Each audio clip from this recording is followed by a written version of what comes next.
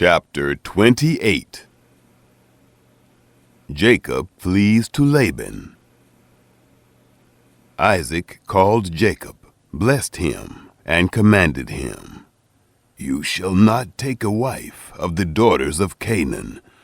Arise, go to Paddan-aram, to the house of Bethuel, your mother's father. Take a wife from there, from the daughters of Laban, your mother's brother. May God Almighty bless you, and make you fruitful, and multiply you, that you may be a company of peoples, and give you the blessing of Abraham, to you and to your seed with you, that you may inherit the land where you travel, which God gave to Abraham." Isaac sent Jacob away. He went to Paddan-aram to Laban, son of Bethuel the Syrian, Rebekah's brother, Jacob's and Esau's mother. Esau marries Mahalath. Now Esau saw that Isaac had blessed Jacob, and sent him away to Paddan-aram, to take him a wife from there, and that as he blessed him, he gave him a command, saying, "You shall not take a wife of the daughters of Canaan," and that Jacob obeyed his father and his mother, and was gone to Paddan-aram. Esau saw that the daughters of Canaan didn't please Isaac, his father. Esau went to Ishmael, and took, besides the wives that he had, Mahalath, the daughter of Ishmael, Abraham's son, the sister of Nebaioth, to be his wife. Jacob's ladder. Jacob went out from Beersheba, and went toward Haran. He came to a certain place, and stayed there all night, because the sun had set. He took one of the stones of the place, and put it under his head, and lay down in that place to sleep. He dreamed. Behold, a stairway set up on the earth, and its top reached to heaven. Behold, the angels of God ascending and descending on it. Behold, Yahweh stood above it, and said, "I am Yahweh, the God of Abraham, your father, and the God of Isaac. The land whereon you lie, to you will I give it, and to your seed. Your seed will be as the dust of the earth, and you will spread abroad to the west, and to the east, and to the north, and to the south. In you and in your seed will all the families of the earth be blessed. Behold, I am with you, and will keep you wherever you go, and will bring you again into this land. For I will not leave you until I have done that which I have spoken of to you." Jacob awakened out of his sleep, and he said, "Surely Yahweh is in this place, and I didn't know it." He was afraid, and said, "How dreadful is this place! This is none other than God's house, and this is the gate of heaven." The stone of Bethel. Jacob rose up early in the morning, and took the stone that he had put under his head, and set it up for a pillar, and poured oil on its top. He called the name of that place Bethel, but the name of the city was Luz at the first.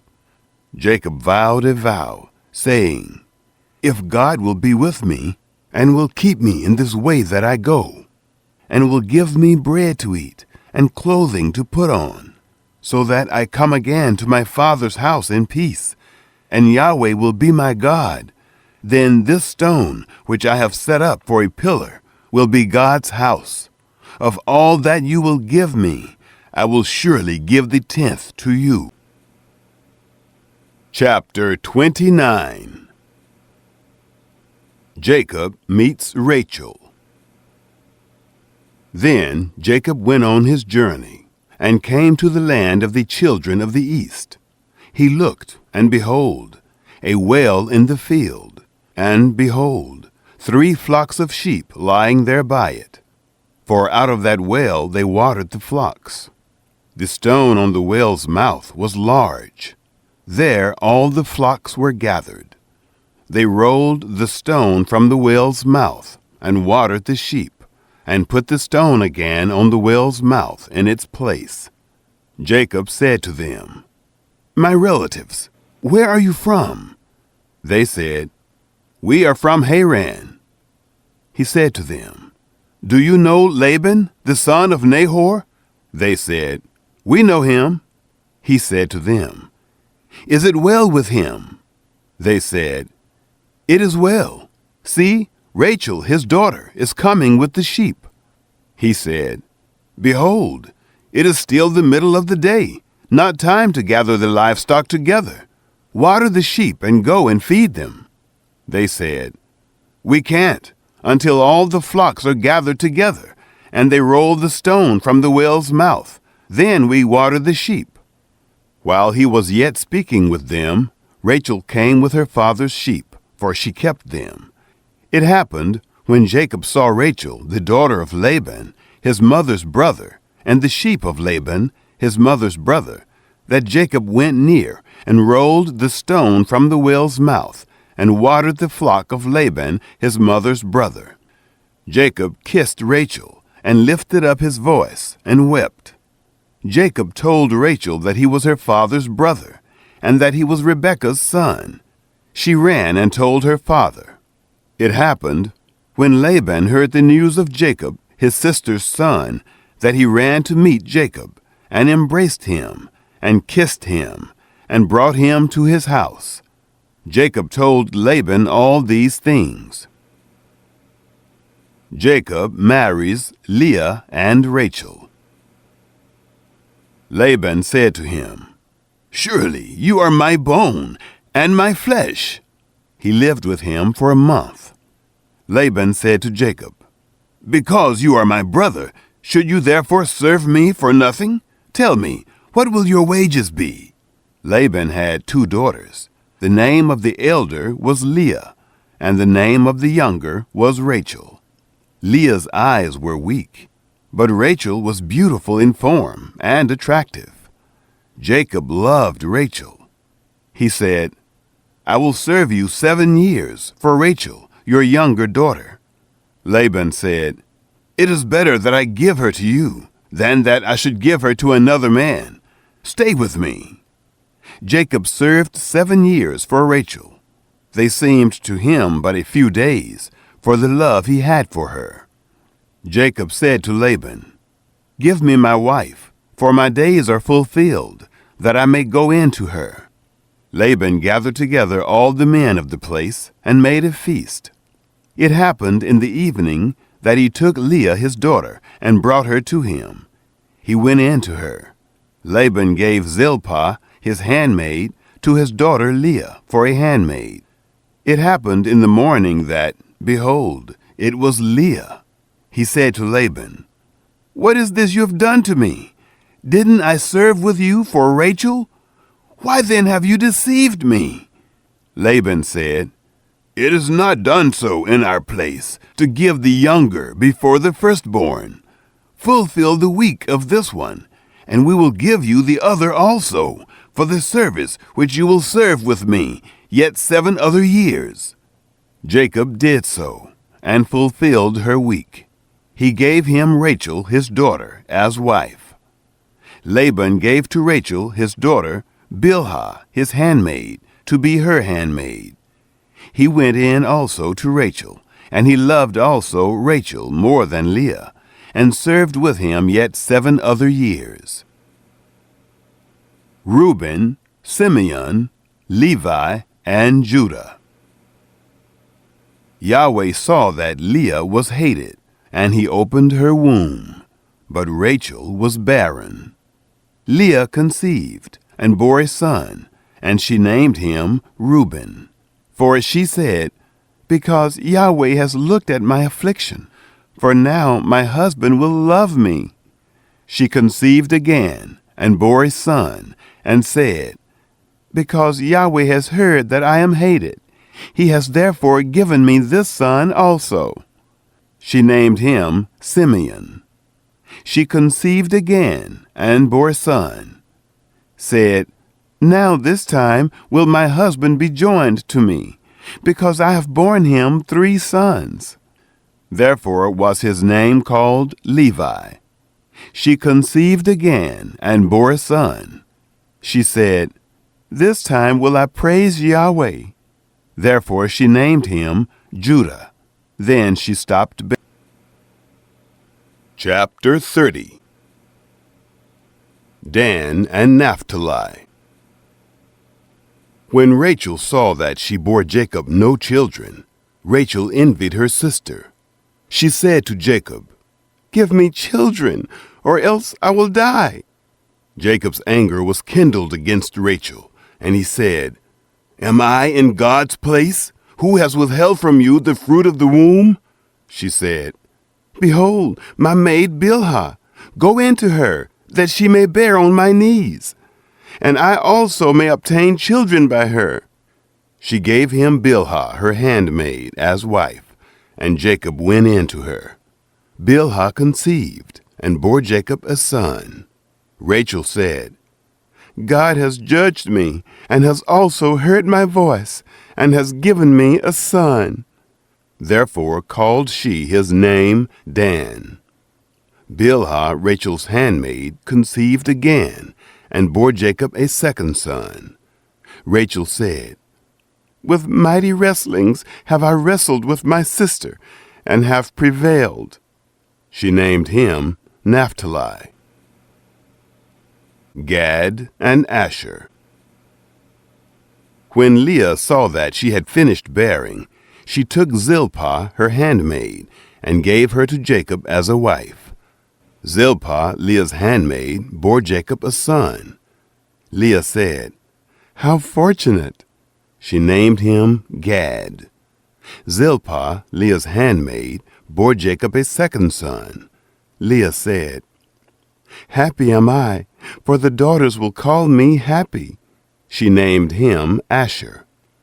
Reuben went in the days of wheat harvest and found mandrakes in the field, and brought them to his mother, Leah. Then Rachel said to Leah, Please give me some of your son's mandrakes. She said to her, Is it a small matter that you have taken away my husband? Will you take away my son's mandrakes also? Rachel said, Therefore he will lie with you tonight for your son's mandrakes. Jacob came from the field in the evening, and Leah went out to meet him, and said, You must come in to me, for I have surely hired you with my son's mandrakes. He lay with her that night. Issachar, Zebulun, and Dinah. God listened to Leah, and she conceived, and bore Jacob a 5th son. Leah said, God has given me my hire, because I gave my handmaid to my husband. She named him Issachar.